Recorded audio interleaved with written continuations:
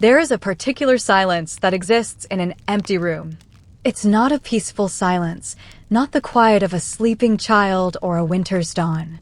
This is a hollow silence, an echo of what once was. I'm sitting here in my small apartment in Akron, Ohio, on a chair that sways slightly if I lean too far to the left, and I am listening to that silence. It's a sound I know intimately now. But it wasn't always this way. Once, my life was filled with the rich, vibrant sounds of a dream I had built with my own two hands. The gentle hum of a premium dishwasher, the soft click of balcony doors closing against a city skyline, the whisper of central air in a home that was entirely, wonderfully my own. My penthouse. They say you can't take it with you, and that's true. But I never imagined I'd have to give it away while I was still here. My name is Joyce Morgan.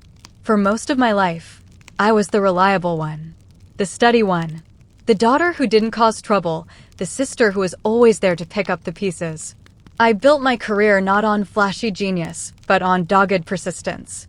I was a bookkeeper for a small manufacturing firm, and I found a strange, beautiful poetry in balanced ledgers. Every debit had its credit, every entry had its place. It was a world of order, a refuge from the beautiful, chaotic mess of my family. My sister, Carol, was the mess. She was the brilliant, stormy one, the artist, the free spirit. From the time we were girls, she lived in a whirlwind of passion and crisis, and I was always the one standing at the edge, holding her coat, waiting to help her clean up the aftermath. Our mother, God rest her soul, would always say, "Joyce, be a dear. Your sister, she's just fragile. You're the strong one." And I believed her. I wore that title, the strong one, like a suit of armor. It was heavy, but it felt like my purpose. When our parents passed within a few years of each other, that dynamic didn't just continue, it became the law of our land. I was the executor, the rock. Carol was the grieving daughter who needed protecting. I handled the funeral arrangements, the will, the sale of the old house. Carol grieved dramatically, beautifully, in a way that demanded attention and comfort. And I gave it. I gave it all. It was after the estate was settled, with my share of the modest inheritance, that I did something for myself. Something that felt almost rebellious. For my entire life, I had been saving, scrimping, putting others first. But I had a vision, a secret fantasy I'd nurtured since I was a young woman thumbing through glossy magazines. I wanted a view. I didn't need a mansion, but I wanted to be up high, to see the world from a place of quiet elevation. I found it. A perfect, compact penthouse apartment in a newly renovated building in downtown Cleveland. It wasn't enormous, but it had floor-to-ceiling windows that looked out over Lake Erie. The light in that place was like nothing I'd ever known. It danced on the polished concrete floors in the morning and painted the walls in shades of gold and orange in the evening. I bought it. It was the single most selfish and wonderful thing I had ever done. For the first time in my 62 years, I had a space that was entirely, unequivocally Joyce. Not Joyce the daughter, or Joyce the sister, or Joyce the bookkeeper. Just Joyce. For 3 years, it was my sanctuary. I would come home from work, pour a single glass of wine, and stand at those windows, watching the freighters move across the lake like silent, slow-moving leviathans. I felt a peace I hadn't known was possible. I had balanced my own ledger. I had given so much, and now, finally, I had this one beautiful thing for me. Then, the phone calls started. It was Carol, of course. Her latest relationship had crumbled. Her latest artistic venture had fallen through. She was in her late 50s, with no savings, no stability. She was staying with a friend, but it wasn't working out. Her voice, always tinged with a note of panic, became a constant soundtrack in my life. "Joyce, what am I going to do? I have nowhere to go."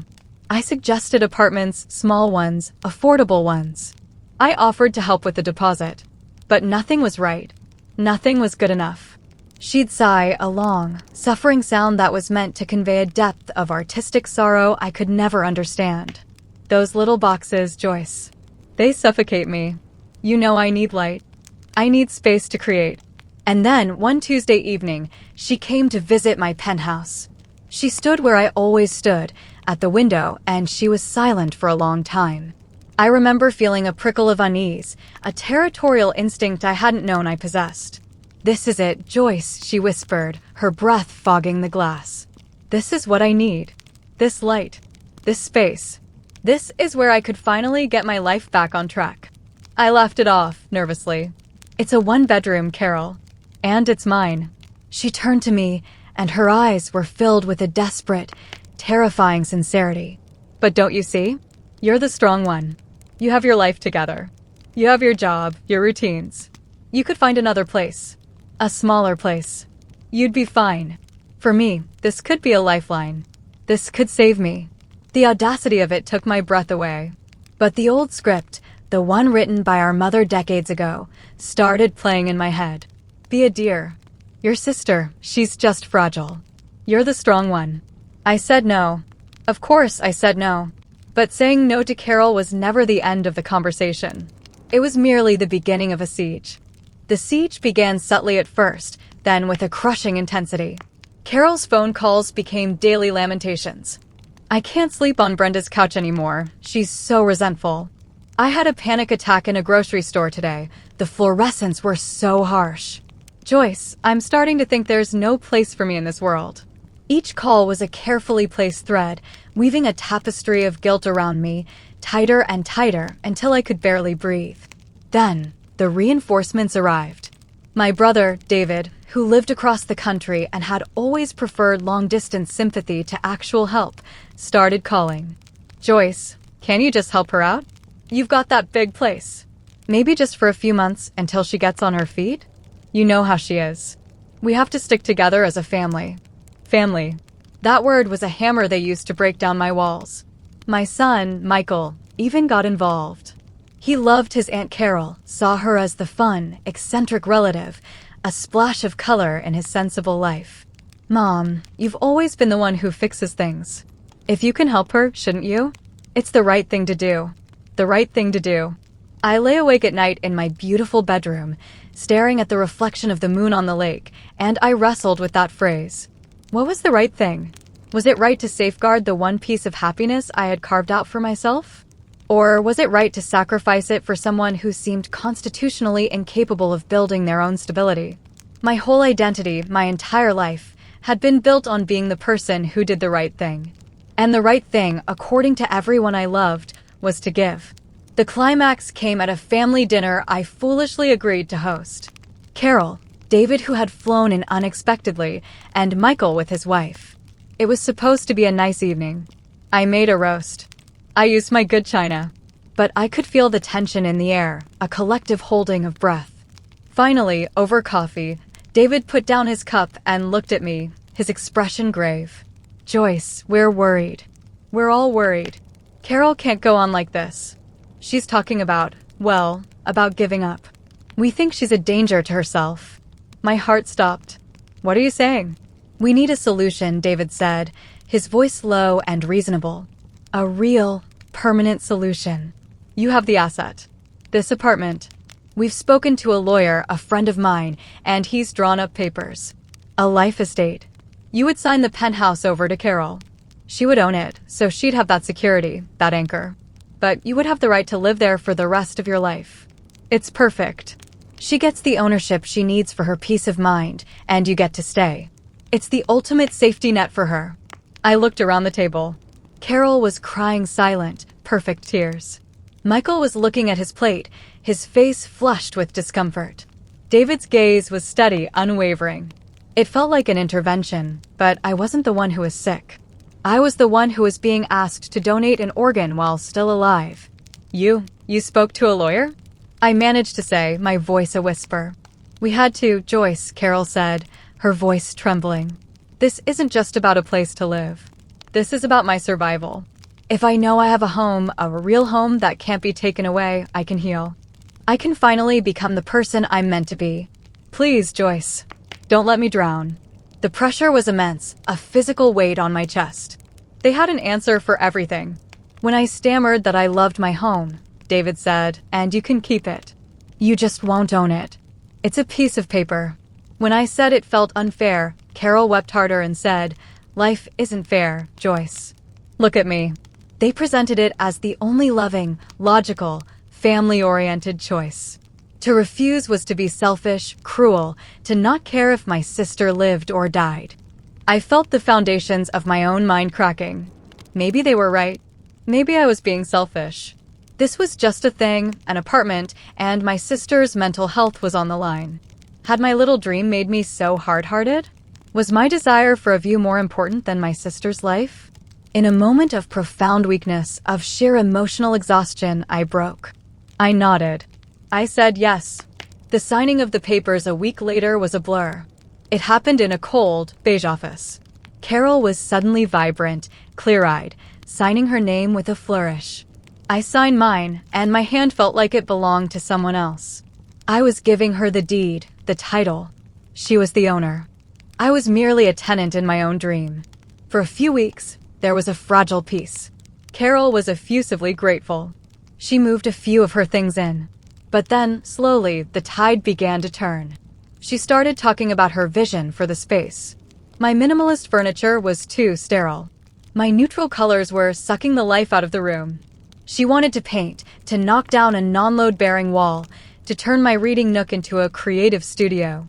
I objected, gently at first. Carol, this is still my home. I live here. Her response was a chilling smile. Of course it is, Joyce. But it's my property. I have to think about its long-term value. My changes will only improve it. The balance of power had shifted, irrevocably.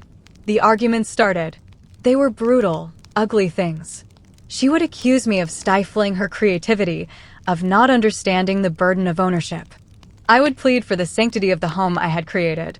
The penthouse became a war zone, the beautiful light now illuminating dust, motes dancing in the air of our hostility. Then, the final blow. She met a man. A visionary artist named Julian. Within a month, he had moved in.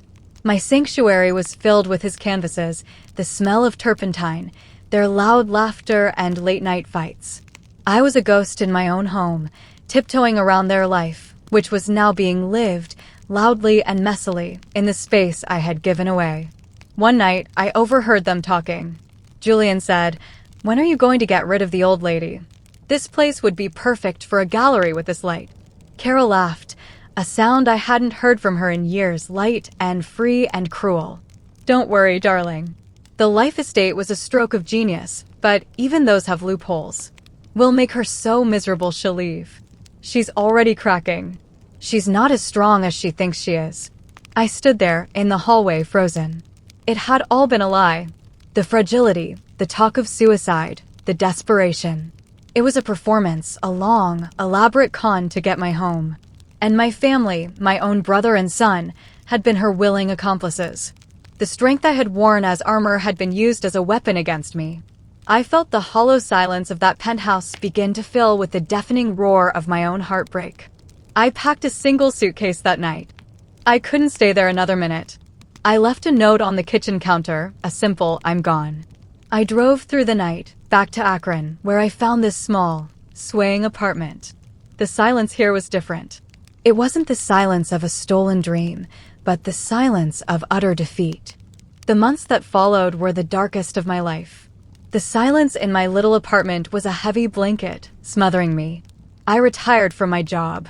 The ordered lines of the ledgers now felt like a mockery of my chaotic life. How could I balance books when my own soul was so deeply in the red? I felt a shame so profound it was a physical ache. I had been a fool. A proud, self-reliant woman brought low not by a stranger, but by her own blood. I stopped taking calls from David and Michael.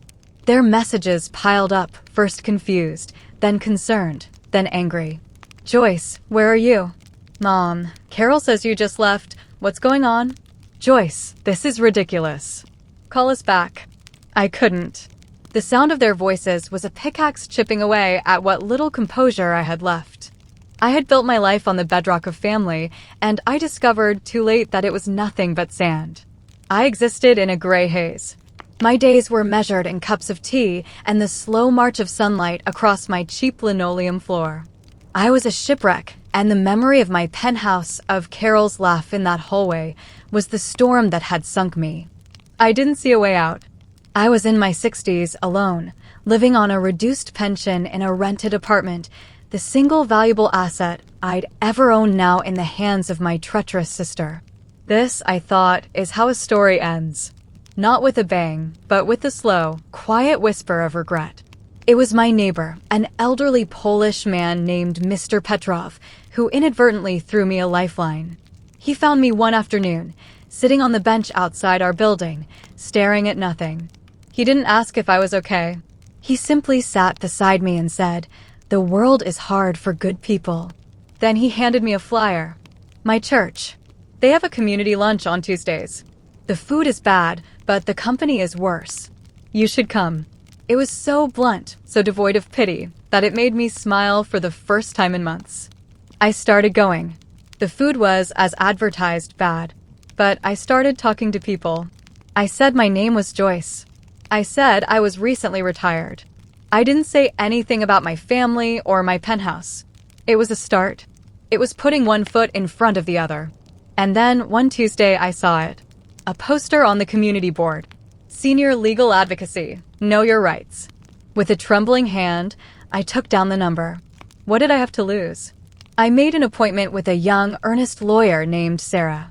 I told her my story, my voice shaking with humiliation. I told her about the life estate, the pressure, the deception. She listened, her expression growing grimmer. When I finished, she was silent for a moment. "Joyce," she said gently, "what they did, it's a classic case of undue influence. You were manipulated under duress. A life estate itself is not unusual, but the circumstances under which you signed it, we might have a case to have the transfer voided. But it would be difficult. It would be your word against theirs. We would need evidence. Evidence. I had none. Only my word, my pain." I left her office feeling that small flicker of hope extinguished. The world was not for good people. The ledgers would never balance. A week later, my phone buzzed. It was a text from a number I didn't recognize. It was a link to a live streaming event. The message read, "Thought you might want to see this. A friend." With a sense of dread, I clicked the link. It was a local Cleveland arts channel, streaming the opening of a new gallery. The camera panned across a crowd of chic, smiling people holding glasses of wine. And then my blood ran cold. The gallery was my penthouse. My beautiful, minimalist space was now a garish explosion of color, my furniture replaced by stark white pedestals. And there, in the center of the room, being interviewed by a local reporter, was Carol, hanging on the arm of Julian. She looked radiant, triumphant. The reporter, a young woman with a bright, vapid smile, was gushing. "Carol, this space is incredible. To turn your own home into a gallery is such a bold vision. What inspired you?" Carol smiled, a wide, practiced gesture for the camera. "Oh, well, this has been a journey of healing for me. This home was a gift, really. A fresh start. I was in a very dark place, and my family, my wonderful family, they gave me the security I needed to blossom. This penthouse was my salvation." I felt sick. The lies were so smooth, so effortless. The reporter nodded sympathetically. "That's so beautiful. And the art is stunning. Julian, tell us about your pieces." Julian began to pontificate about his oeuvre, his voice a pretentious drone. But the reporter's smile seemed to falter for a second. She looked around, a slight frown on her face. "It's just such a unique space for a home. The previous owner. I understand it was an elderly woman? Did she pass on?" Carol's smile tightened almost imperceptibly. "Oh no. My sister, Joyce. She was the previous owner. She was so generous. She saw that I needed this more than she did. She decided to move into a lovely little retirement community. She's much happier there, less stress. We all want what's best for our elders, don't we?" The audacity of it, the sheer, venomous lie, spoken live on the internet, was like a physical blow. A retirement community. She had written me out of my own life, packaged me away as a contented old relic so she could play the generous, rescued heroine. But then, a voice, a new voice, sharp and clear, cut through the air from off-camera. "That's a lie." The camera swung, confused, and focused on a woman standing near the balcony doors. She was in her 50s, dressed in a simple janitorial uniform. She was holding a cleaning cart. She must have been the building's cleaner, staying to manage the event. The reporter, flustered, said, "I'm sorry." The woman, her face set in hard lines of anger, looked directly at Carol. "That's a lie, Carol. And you know it." Carol's face went pale. "Maria, this is not the time." "No, I think it is," Maria said, her voice gaining strength. She turned to the camera. Joyce Morgan did not decide to go to a retirement community. She didn't decide anything. I cleaned this building for 10 years. I knew Joyce. She loved this place. It was her soul. You. She pointed a finger at Carol, her hand trembling with rage. You and your brother and your son. You bullied her. You harassed her. I heard you on the phone in the hallway, crying, telling her she was a bad sister if she didn't help you. I saw the look on her face the day she signed those papers. She was a ghost. You didn't save this home. You stole it. You conned your own sister out of her home, and you drove her out. And now you're on TV lying about it? You should be ashamed. The silence in the stream was absolute. You could hear a pin drop. The camera, either through shock or a producer's desperate instinct for drama, stayed on Carol. Her face was a mask of pure, unadulterated panic. The carefully constructed facade crumbled in an instant. She opened her mouth, but no sound came out. Julian took a step back, distancing himself from the explosion. And in my small, quiet apartment in Akron, Ohio, I started to cry. Not tears of sadness, but tears of a profound, earth-shattering release. A stranger. A woman who cleaned the halls had seen the truth. She had witnessed my humiliation, my destruction, and she had, in one breathtaking moment of courage, spoken it to the world. I was not invisible. My pain had been real, and it had been seen. The video, of course, went viral. Janitor exposes family fraud live on air. My phone exploded. Calls from David, from Michael, from numbers I didn't know. News outlets. This time, I didn't hide. I called Sarah, the lawyer. "We have our evidence," I said, my voice steady for the first time in a year. The fallout was nuclear. The gallery closed immediately. Julian left Carol. The social media outrage was ferocious. David and Michael showed up at my apartment, pale and stammering apologies. They claimed they had no idea that Carol had manipulated them too. There was truth to that, but the wound was too deep for easy forgiveness. I listened to them. I heard their regret. But the trust, that foundational rock, was dust. The legal case was swift. With the video as undeniable proof of the malicious intent and the circumstances of undue influence, Carol was forced to sign the Penthouse back over to me. There was no fight left in her. The court of public opinion had already delivered its verdict. I sold the Penthouse. I didn't even go back to see it. That chapter of my life, that beautiful, painful dream, was over. The light there was now tainted, the windows reflecting a betrayal I could never unsee. The sale gave me financial security, a comfort I had never known. But it gave me something far more valuable, clarity. I bought a small, sturdy house in a quiet neighborhood in Akron. It has a garden. I'm learning about roses. The silence here is different from the silence in the apartment. This silence is not hollow. It is full. It is the silence of my own thoughts, my own choices, my own peace. It is a silence I own. My relationship with Michael is tender. We are rebuilding, brick by painful brick. He comes over for dinner once a week. We don't talk about Carol much. He is ashamed, and I have no energy left for his shame. I forgive him because he is my son, but I will never forget the lesson he helped teach me. I never spoke to Carol or David again. They are ghosts from another life. The strong one finally learned that her strength was not meant for carrying others, but for building her own foundation. Sometimes, on a clear evening, I sit in my garden and I think about Maria, the cleaner.